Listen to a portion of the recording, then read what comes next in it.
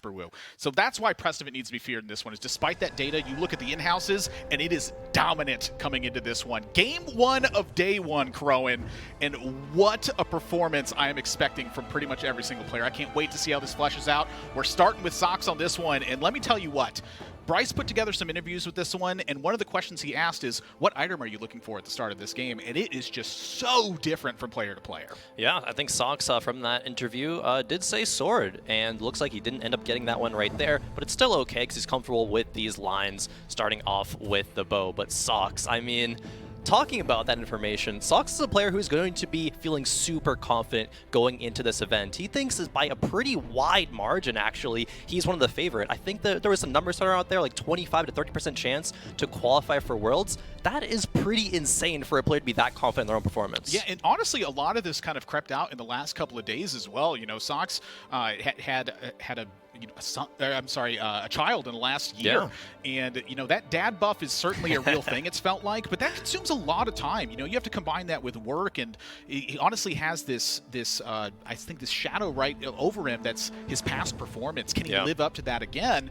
And a lot of players, I'd say seriously, in the last 2 days, have shown that esteem for Sox and that respect that's there. A lot of it came up, and it's just like, wow, everyone is saying that Sox is in one of the best forms he's been in, and that is a huge difference for what they're expecting from everyone else. Peak form for the first time since set 4 that has been thrown out there. See if Sox is able to prove that that is the case.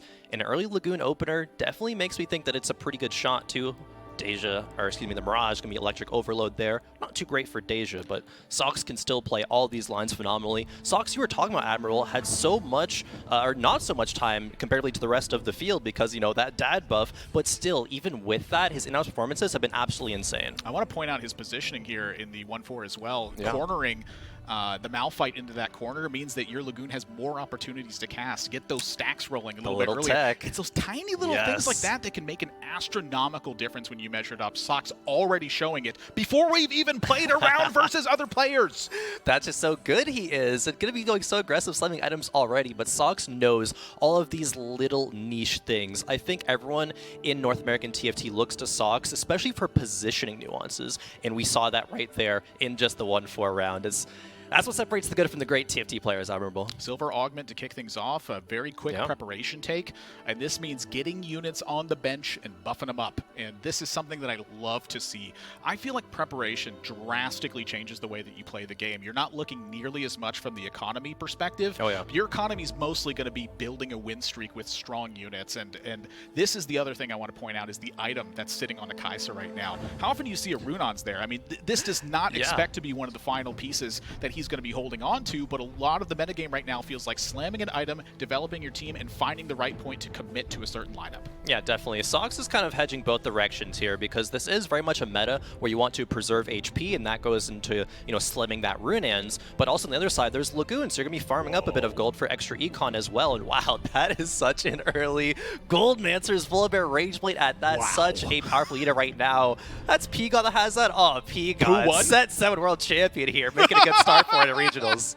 Going on to Kyvix's board, and you know, I'm seeing a pair of 2-star units here that's leaning towards the Astral spot. Not quite there just yet, but you know, I'm taking a look at this Silver Augment right here, and I'm already seeing some stuff flesh out a little bit. Yeah, Kyvix got a gold opener, only 2 items here, so is able to be level 4, has some good econ, can sell up to 10 here as well. Kyvix, oh, where do I even start? Kyvix, I think, doesn't want to get in his own head about seeing 4 copies of a unit in the shop and picking them to reroll, right? From Bryce's interview questions that he sent out, Kyvix was like, hey, if I could just play meta, if I could just play standard, then I actually have a pretty good shot. And obviously, I'm a Kyvix believer, and it looks like a pretty good opener here, even though the Astrals, like you said, Admirable, aren't quite online yet. Yeah, I'm always looking at this too, and I see the Mage Namzi, and I just think about the way that Kyvix is going to play the game. Don't fall for it. Right? Just, please. You have all the talent that's here, but I love their perspective on the game where they are just willing to take that risk every single time. It's just a beautiful thing to see. I mean, this is a fun risk, but a risk that they are so good at doing as well. That's the thing. Already hitting more pairs as well. And it's Battle Mage, so everything, of course, in the front 2 rows, they're going to be getting more AP. Finding a Volibear, very fantastic. No Shimmer yet online, but that's still okay. It's right Solid there. opener. I'm looking at this. I'm seeing a Nasus. I'm seeing a Jax fit in here as well. It Yeah, all starts to so you make find a sense Jax. as soon as it comes together. And again, looking for the economy perspective, this is a pre-level that's been taken from Kyvik's perspective now. Yep. It's build out the board, start building a strong one, get this tempo rolling, and build a streak out. Great tempo. Speaking of tempo, Ramblin actually levels to 5 before the stage 2 carousel. That is very aggressive, but surely it is in these tournament situations where players are more likely to do that to punish the rest of the lobby, especially when it comes to HP preservation that this meta so favors. Love to see that. Yeah, I think a big one to look at is if you're joining the broadcast for like a first time watching this tournament, keep your eye on that sidebar right there. It tells a grand part of the story. Yeah. When players are leveling, when they're finding big 2-stars, all that stuff is going to be a big deal as we head into the 2-5 carousel here. And this is where now I'm starting to look at things, is because we already have like a big canyon of a difference in the life totals being built here. Socks down to 80, Milk down to 80. Wow. So far in this patch, Crow, and it's felt like the lose streak perspectives are certainly at a disadvantage. It does seem like that, but if a lot of players are going for a lose streak, then it makes it better for everybody. Really, it's only if 1 or 2 players, which, I mean, we do have that now with Milk and Socks, but they can really get punished by players, again, like Ramblin, who've leveled up so aggressively. There is a spat on this carousel. I'm looking at Milk finding a Volibear with a rod. That's pretty good too. That is a heater of a pickup on the 2-5 or the 2-4 carousel here. Yeah. Get to see the augments that everyone has selected as well. Ramblin taking the spatula. Oh, Ramblin. Ramblin, one of the, if not the only player who really truly favors the AP lines. I remember we were talking about that. That's really interesting to see where he goes with that one. Ramblin on it. I'm sorry, Robin here, as we take a look at their perspective, the Celestial Blessing getting picked up early and looking like a pretty big heater here as well. Yep. Gosh, that particular item just always scares me. I feel like I never have any idea where to put it. I feel like I never know how to capitalize on this item. I just like kind of clasp my hands together and go, gold, please. Please drop gold. I mean, it's not that high percentage, 40% chance, but still pretty good. And I think the Sun is going to have a solid shot at farming some here. Hopefully can get some cast off on some low units, but Robin, another player who's on a 3 streak right now. Robin slamming the Titans as well alongside the Zeeks. I mean, this is a great setup when we think about what players want to start from their earlier items with the sword and belt range, slamming a Zeeks, maybe going surfing Graves, but right now, see how much gold that Robin can farm. This is a close fight here too. Ramblin with the 2-star Karma in the backline already has a Morelos, has a Thieves Gloves online, and 2-starred the set with the pickup from Carousel here. This is going to be a tough one to stop, and let me tell you what, Ramblin is a player that is tended to favor lose streaks, and when he goes on win streak, the 5-win streak on stage number 2, I feel like he's one of the most dangerous players in the tournament. Oh, yeah, I've heard you say that before, and it's so true, right? Ramblin is going to be the only player at 100 HP right now. Rest of the lobby probably shaking with that in mind. Goodness, a lot of nice pickups here. From Ramblin's perspective as well. He's going to keep his note on it. I just feel like Ramblin has so much inspired the way that I look at TFT, where his play is so deliberate, it's so clean, and a lot of his work is preparation outside the game, and then just letting that flow once he's in the lobby. Yeah, Ramblin is saying that personally he's been playing a bit less, but still feels like he's in very much peak form right now. I know Ramblin's been kind of a little bit vocal in the past couple of sets about not being like super, as into the game as he was in the past. Maybe, those tiebreakers kind of, biting off a little bit of his confidence. But Ramblin being here, qualifying through 7.5 ladder, right? That's a recent thing, right? He's been doing super well. He's still been grinding the game a lot and in a very solid spot here. I think especially in being part of that study group with Socks, Goobums, and Asa. Those are some of the smartest minds on a TFT, and he has a lot to contribute to that as well. Work smarter, not harder. Exactly. And Milk's board here up to 30 gold, and having the Pandora's bench as well. I feel like this really opens up some of the mid-game perspective here for Milk as well, where you can flesh out pretty much any team you want at this point. The question is going to be, do you have the time to do it? The timing indeed is going to be a little bit awkward. This is still 72 HP on a 5-loss streak, is rather good.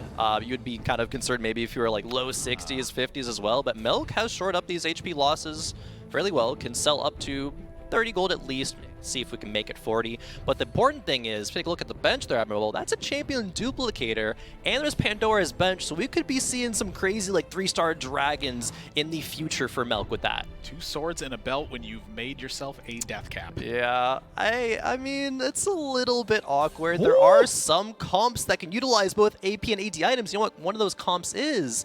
It's going to be Scale Scorns, Olaf and Diana. Both can utilize those items. However, will Milk go that direction? It's a little awkward to play Olaf if you have not had him in since the early stage 2 to farm that extra AD. He's at least playing it right now, but this is not indicative, I think, of the end game where Milk might be trying to go to. Yeah, this is a 2-star strong unit that you throw onto the board right now. Exactly. This could very easily be a stepping stone. And right now, when you're leveling up to 6 on 3-1 after a 5 streak, one of the biggest thoughts in your head right now is like, okay, I'm strong enough to start breaking this. Let's build out a win streak now. Oh, Nomsy on the other side of the board there for Kyvix. I think we were talking about that earlier. He has the Nomsy online, Admirable. Shojin's already there. Love to see it. It's not quite strong enough right now, unfortunately, especially Milk leveling up to 6 there on 3-1, jamming that Olaf 2 in there. It's going to be good enough to snap the loss streak. Sox, however, is still on that. 6 losses right now, 53 HP. Wow. It's a big loss that's going there. Curious to see how that ends up fleshing out. And now the second augment, we're also on the silver here, so this is a bit of a lighter lobby. Recombobulator, screw it. My eye is not really on the recombobulator right probably now. not. It's just, honestly, this feels like a tough decision to me because Blue Battery's giving you like that nice immediate feel to it. Yeah. I think recombobulator certainly has some consideration because you have a 2-star 3 cost on your board, but late game specialist helps you get to that major capped position as well. Like if you can get to level 9 safely or even reasonably safely, like say you have 2 rounds or whatever, you have 45 more gold to work with. Might be re-rolling this, actually, taking some units off the bench if for you're selecting. repositioning in that spot, that's one of the biggest parts of the augment re-roll. But he is going to settle. Yeah, Blue Bat. He wants the immediacy right now, and frankly, I don't blame him. He's sitting at 72 HP. He's got a win streak that's going. Ramblin hit a Tactician's Crown. Wow. Oh, boy. That spat investment on the Stage 2 carousel pays off big for Ramblin. That's a huge advantage here, especially because he's still topping the lobby in HP. That's a little bit fake because Kyvix, is above him, but that's just because of Tiny Titans. Ramblin's still full streaking, now has that crown as well. And look at Sox's board just getting demolished by this Foley Bear. Yeah, being able to such hold a good things unit. down. It is such a strong unit coming into this patch. Especially with that item in particular, having that extra AP with the gold that you have stacked up, it is such a strong mid-game perspective because that's one of the things you want to do. You want to have this strong mid-game gold so that you can get to level 7, get to level 8, and flesh out a real board. Speaking of gold, I believe Sox was on level 6, only about 30 gold, and was still losing. Don't know if he rolled down, probably rolled down at 3-2, but maybe didn't hit everything that he needed. Curious about that board in the future, but this is a potential Seraphine 2 for clear. Already has a Zeeks, a potential Graves item with that Rage Blade as well. 2 belts standing out? 2 belts as well. I will say that I feel like Seraphine stood out as one of the strongest comps at the start of these last 2 patches, but since stuff is starting to get developed, it does feel a little bit differently. Like this comp is still strong, but it's not like the dynamite of the set anymore as we've started to learn a lot in the late game perspective. It's still a composition that's very good at winning lobbies. When we take a look at Clear as well, Clear from his tournament performance in set 7 has a 37% forced or 8th ratio. That's a pretty high number there. To 37% of games win first or 8th? That is very volatile. Extremely. This isn't even like a light number of games either. We're talking like this is like 50 games that Clear has played with this kind of perspective. You know, I look back to one of the cups that he had played in. Boop and I had a chance to actually send an interview out to all the players and have them answer questions. And Clear's perspective on it, he said, if the Soju special is going to level 9 and then getting knocked out, the Clear special is on 3-5, going to level 7, rolling all your gold, and then getting eliminated before the 3rd augment. And I just lost it laughing when I read that, because that's his quote on himself at that point. That's how volatile of a player Clear can be. It is going to be 1st or it is going to be 8th is often his outlook. Oh man, probably not in the position to do it this game because didn't have that much gold to work with after finding things like a Seraphine 2. But as we reach our Stage 3 carousel, the stories are being told right now, at least apart in terms of the HP numbers. Not indicative of anything quite yet. There was still a spatula there. I believe Kyvix picked that one up, but P got the Volley 2 now with triple items. Talking about that Goldmancer, if anyone in this game has found that Shimmer skill, has found that Volley early game, they're feeling so good right now, especially because it's specifically that Goldmancer's. And with the Pandora's Bench that Preston got to pick up, you know, you're getting to buy pretty much any dragon you find right now and letting it simmer until you find that right spot, building a Hand of Justice here on Jace. This is just looking like a strong board board in general. Like I don't want to face Prestivan right now. Looking like a good Soifin pivot here with these items as well. Yep. A BT and then a Hudge. Prestivan's pretty comfortable with that line as well. Sox up to 7. Sox up to 7. 20 gold. Not the worst, but still, there's that same Runan's Kai'Sa that we saw in the early game.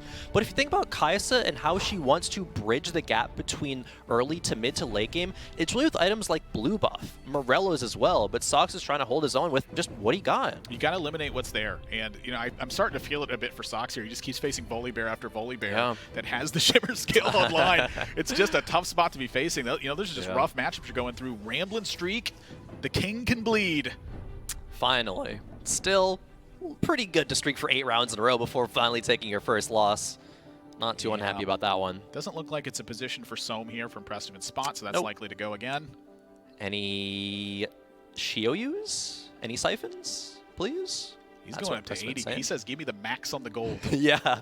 Oh, I mean, that's great, right? When you can get away with it. It's not like Prestivan needs to level up to 7 right now to be stronger. In fact, just the gold to synergize with that Goldmancers is exactly what P-God wants. Yeah, tiny little nuance here with the Shimmer Scale perspectives. The items that benefit from having up to 80 gold, buy at the end of the round if you're not rolling. Exactly. It's a tiny little thing, but the first player to point that out to me was actually Dan and Bryce in combination, where I just kept buying the units, and then Frodan just said, hey, stop buying stuff right now. You're not rolling. Just wait till the end of the round. And I was like, ah! I just see it and I get so excited. I know. You're like, oh, see unit. I need it. Click. But no, it's going to be, again, those little micro niche things, right, that we were talking about since the beginning of the game. That's what we're going to be constantly having our eyes out for once we look at, you know, the fact that this is the regional finals. Everyone's going to be pulling out that kind of tech. It's a lot easier to see when your brain's not going a million miles an hour trying to build out a team. Yeah.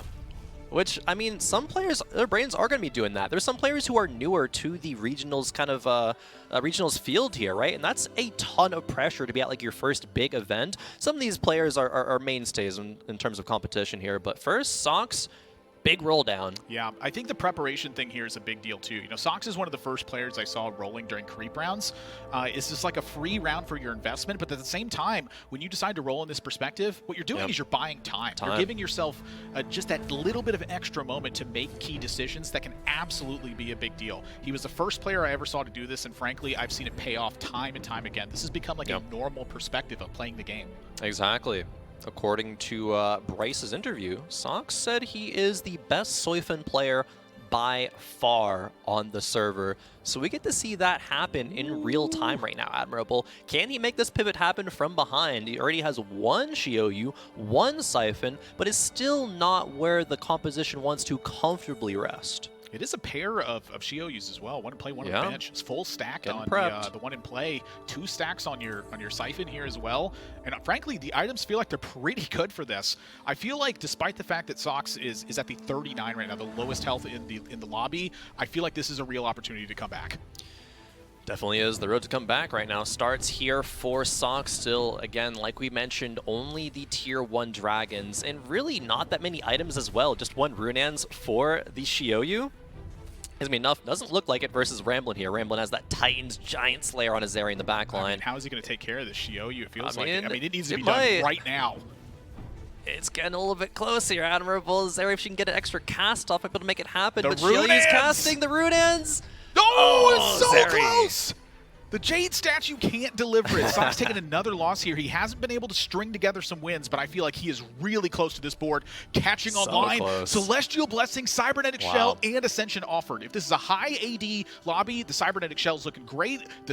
I'll never turn down a Celestial Blessing. It's like the more healing you have, it's going to be tougher to deal with. This board feels like it's about to get really strong from Sox's perspective, but again, there are going to be bad matchups. Is this enough life total? All great picks potentials there in the oddman choices for Sox, but goes for the double Celestial Blessing. That's really going to help, especially when paired with the items like Hand of Justice, like Bloodthirster that Shioyu and Siphon both like, but not quite there yet as Shyvana, but that's not what we want. Thankfully does tier up the Pantheon. Still, being on a pair of these dragons, stuck level 7, rolling it down at pretty much every single turn. If Sox hits, he's strong, but not quite there. I mean, a pair of each dragon's feeling good, especially when you have the stacks for it. That's true. The life total is really what's making me nervous about this one. It is such a precious resource on this patch. Yeah. This is a spot that probably on average, assuming that Sox needs a couple more turns to hit these dragons, might be looking at like a 5th or a 6th at best from the spot. It's feeling pretty good. You know, Thieves' Gloves, I think, is a very strong item onto Siphon right now. He's really just like, does it work okay? Okay, yeah, it's fine. You know, Siphon isn't your primary carry, just the ability is very strong. You stun some units, and then you get a big hit onto wherever he lands. Moving over to Malala. Piling one of the more, I would say, controversial comps, as some players think that Surfing Graves is pretty overrated. However, in-house statistics, right? Sure, it's just in-house as players are practicing, but Surfing Graves definitely shows up. These are some strong augments for this, too. You have Thrill of the Hunt, you have First Aid Kit, and you have Better Together. Like, you're getting the benefit from every perspective of this composition right now. Looks so good. The only thing that's not looking good here is 13 gold, no Graves. It's going to be an Athelia's too. That's carrying the Last Whisper right now. Still only on a single Seraphine. Maybe the Seraphine Graves naysayers had something going their way, huh? I don't know. This is feeling like it's benefiting Malala in this particular fight anyway. I'm always a bit afraid of a Volley Bear aspect, but yeah, it did get chewed through. It wasn't strong enough from this one. Not quite. Kind of mirror matchup there, but Graves diff. On Robin's side, you know, the augments look very similar to what we're seeing from Malala's perspective. Healing, First Aid, and then we get the Better Together. Wow, what do you know? Picking up a win. Prestivant now on the hot streak. Ramblin taking another loss here as we head into the 4-4 carousel. More spatulas being offered. Every single carousel spats. Graves with a bow? Aw, that's pretty good. Malala's deciding. Goodness. Kind of option paralysis here, but finally ends up picking it. I think it's the Bard that was drawing their attention in that spot, right? I mean, I suppose. Being on level 7, though, you don't really get to tech that in, and Malala's being stuck on such little gold. Sure, it's still very appealing, but has to think, what can give me power right now? Because Malala is at the bottom of the lobby in terms of HP, so has to think about stabilizing first. Ramblin got another spatula. Is he making 2 tech? I don't know. I'd be happy to see taking a look at Prestivant's board here. My goodness, this is just strength. Like, what on earth? Like, it's going to be so hard to change this out just because everything's looking so good. I know. Thinks that now is the time to start the swap. Oh, this Jace too. Even if Jace is not played for the whole game, which it probably won't be, it's still so good at the mid-game carry. And look at his spot, right? 5 streak, over 80 HP, top of the lobby. Doesn't even need to play the Siphons right now, but is at level 8, you know, still a comfortable amount of gold. Comfortable amount of health too. Like, this is Prestivant. Still carrying the Volibear, which is going to be netting him more gold every single round because it's still strong enough to be getting a lot of kills. Goodness, this board is just so strong. Sock's going to be taking another loss here as well. He can't chew through this Jace right now. And frankly, how do you? My gosh, the items are stacked on this one. Malala taking another hit. Clear taking a hit as well. Yeah. Oh, here we go. Zaya being played here. And, ooh, not quite good enough. Get that round win. That is a tie. That was close, though. Did it last long enough for a tie? Oh, whoa! Wait a minute! He can't help himself! Kyvix, that was a Nomsy 1 when we saw it just a couple of rounds ago, but 3 stars it, Kyvix. You have been blessed by the Mort Dog himself. I love to see it, personally. It's a mage Nomsy too, so it kind of, you know, it fleshes out the rest of what that composition is going to look like. Ramblin hitting the 2-star Hecarim. I love it. The Hecarim had a spatula when it was taken off of the carousel as well. I'm curious to see where that ends up going, and I think it could very easily be a Cavalier spatula, despite the fact that they're not super strong. It's okay. On this particular patch, it's not a bad one. Yeah. It's going to change the way that you want your frontline items to look. Super unhappy with it. Clear. Another Seraphine Graves player. Is that 3 in this lobby? It might be. Yeah, but this was like transitioned into the Lagoon thing in the the mid-late stage of this right now. We're looking at less than 50 stacks on this one. Like 140 is really where those Lagoon stacks start to go, okay, well maybe I can get this out of the perspective right now. We are far away from that. Very much so. Oh my goodness, what a hit too. Clear. Taking a huge hit. Malala down to single digit as well. Might be seeing some players go down very shortly, but at least they make it to the Treasure Dragon. Whew. Yeah, look at that too. Milk, just a couple of items here on this 2-star Shiou. This is a big one for Ramblin now, looking at that board. That was either a Swift Shot or a Guardian that got made off that one. It is a Swift Shot. We see the Guardian augment that's in place there. Yeah. Also seeing the Future Sight as the second one. Where are you going on this Treasure Dragon? Like, This is a strange spot for Ramblin', but he's playing it very, very well. This is a board that might like to get up to that 4 dragon kind of state, but rolling it down. 2 stars. Yeah, needs the 2 stars. Not really. Oh, that's a pair of big Aurelian one. Souls. Wait a minute. I was just looking at the 2-star Itis that came into play here. That's a good one too. I feel like the items for the Aurelian Soul just aren't here. Yeah, doesn't think so either. Has to roll past it. Gonna keep going too. Ramblin' says it's not strong enough. I need to build it out. There's a Rakan. I feel like that's a good find. The Varus items getting swapped over. Yeah, let's get this Morello's onto the Hecarim. He's very good at applying that to a lot of units. And I was getting so excited about the Aurelian Souls because it's one of the units that can really be, I think, the most capped board in TFT currently, at least from the perception of North America. Ramblin' not quite in that position though, so this is still a good way to settle. Unfortunately, has not hit the Xayah 2 yet. These are kind of suboptimal Xayah items. They're still fine, but really, all that power is going to be in the newly upgraded Itis frontline. Can't hold up to Sox' Xiaoyu too. Look at that Xiaoyu getting the natural healing from the Celestial Blessings. It's fully prepped right now. The items look like they're just a banger, but I'll tell you what, getting through the Guardians does feel difficult, and I feel like this is a Xayah 2 diff right now, and it still might be able to hold the on this Giant one. Slayers.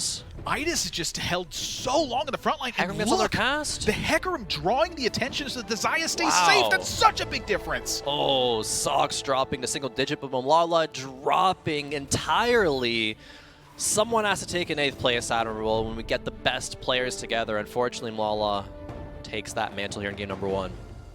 Sox just, it feels like matchup after matchup. It's been right there, but not enough. Oh, there's the Siphon. Gets found. This is a lock-in for Sox. Can he live long enough? And is this strong enough to keep him there? One more round. It feels so much like the Siphon comp is strong when everyone else isn't reaching their peak power on their composition. For Sox, though, he was playing from behind. He's found this Siphon a little bit late, and his health total was low. I feel like the Siphon comp is best when you're playing from ahead, and Sox was not ahead in this lobby. No.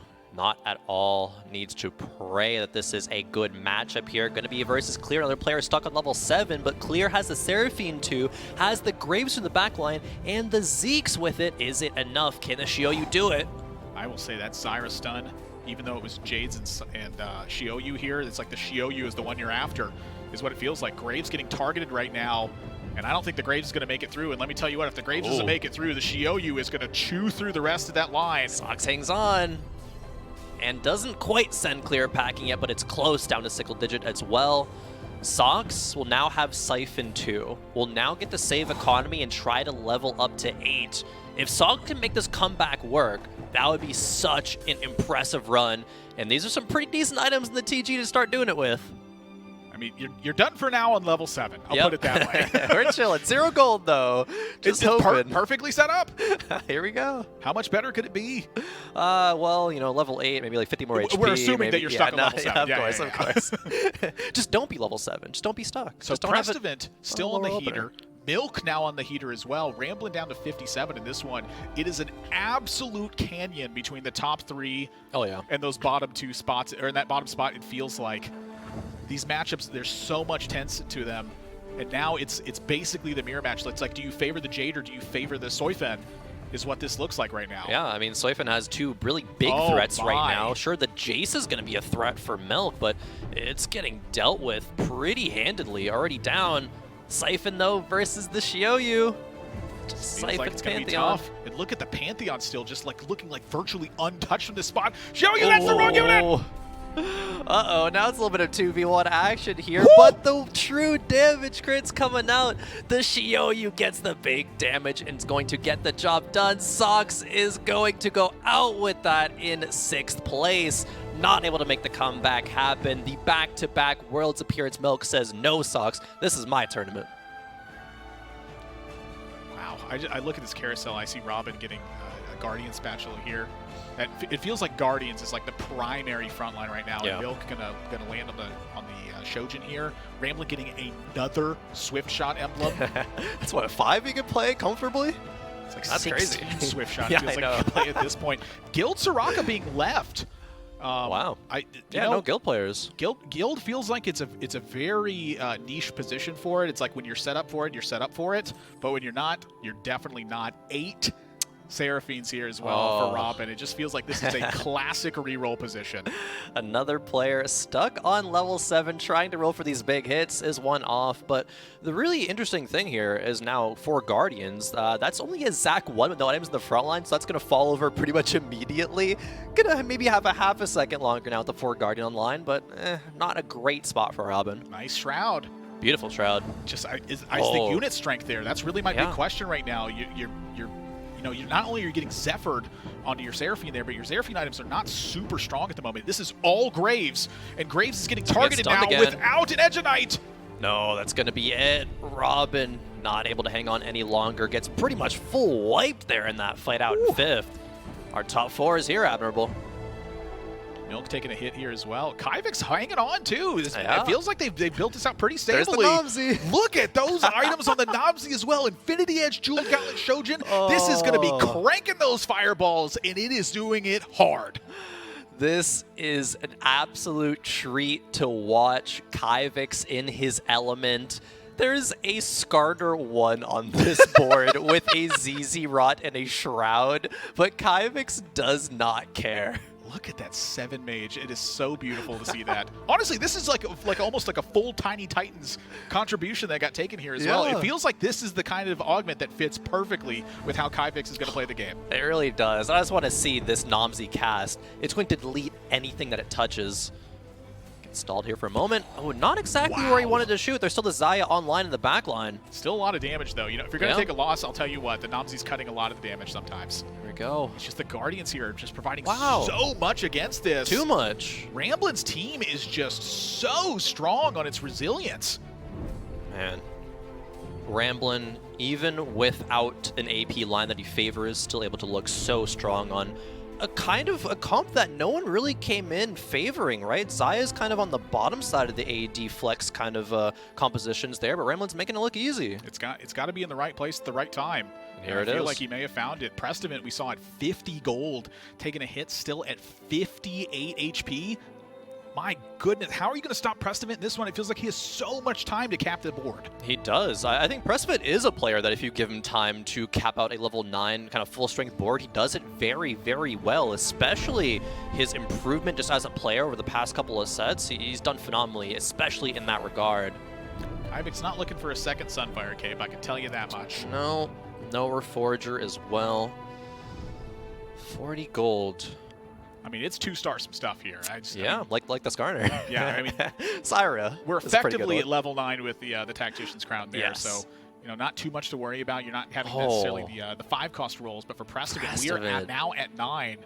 And I'll tell you what, it's not a ton of gold to work with here, but you do have the Pandora's Bench. So time is really, I think, the key factor in addition to whether or not you hit at this point. So I think we have to talk a little bit about how Prestivant went level 9 as opposed to having that Pandora's Bench and not going for the tier 3 dragons like Shioyu and Siphon.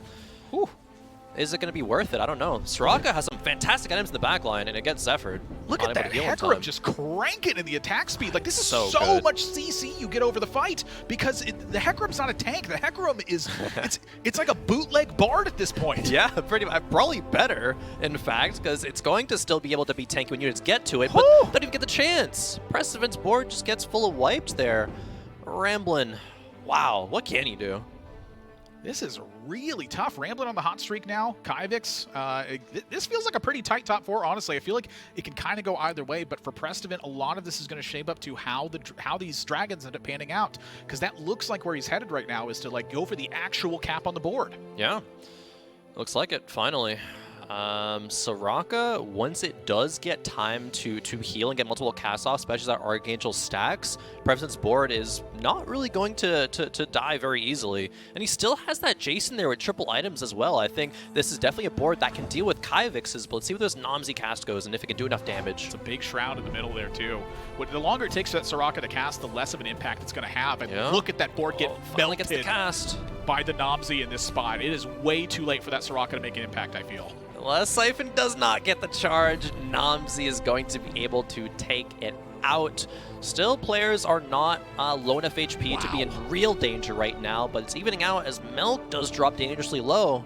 Ramblin' is just cranking in this one. I will say that Ramblin's team looks so strong to the rest of the comparison right now. There's so much work that needs to be done because his team just absolutely has the right perspective now. It's a lot of CC in the middle of the fight. Give the Zaya as much time as you can.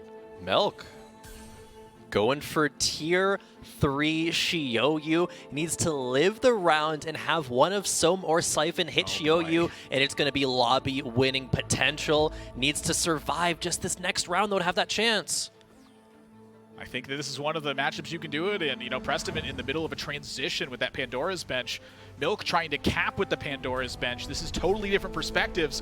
And right now, that Jace drawing the attention and just living so healthy throughout this fight. I think Milk is going to last another round. And heading into the carousel after this, you have a lot of ways to pick this up and draw this attention. The Jace is still holding. It's still there. Is this enough, though? But now the Shioyu's being targeted. The Edge of Night, I feel like, is going to draw this out, though. That Jace is not at the right spot right now. Stop attacking the Jade Idol! Oh, it might be enough, actually, for Milk to survive here. Yes, Shioyu, one more cast, and it's going to do it. Milk lives another round and gets the chance for the Shioyu 3. Oh, boy. Carousel. Bit of intermission, Admiral. Is it going to be there? Take your bets. Is it going to be Shioyu 3? I'm just going to say yes, because that's the most exciting perspective of it right now. Like, what better difference to make than it looks like, oh, well, Milk, you know, you made it to the top 4, but that wasn't enough. That can still change. I'm telling you, this particular patch in general has so many inflection points available. Let's see it. Show me Shioyu 3. Double-itis. Not quite. Hey, it's still another round if Milk wins, though. We get to try this again. Just played against Preston. I feel like that was the team that you definitely could beat. Ramblin on the hot streak right now. Again, I think his board is absolutely the strongest right now. Playing against Kyvix in the next round against the Namzi 3.